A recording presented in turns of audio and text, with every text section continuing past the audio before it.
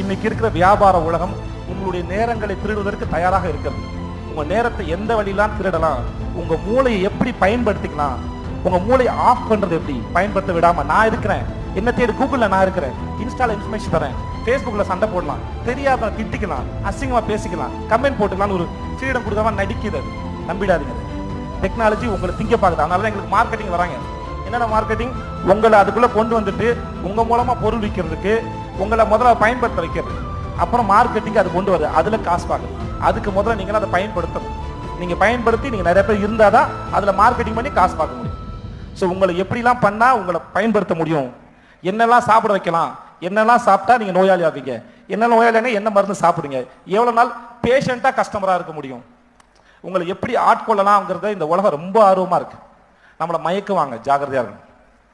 எல்லாத்துலயும் அதை ஆணி வேற தெரிஞ்சுக்கோங்க, ஆரிஜினை தெரிஞ்சுக்கோங்க, ப்ராசஸ் தயவு செஞ்சு புரிஞ்சுக்கோங்க.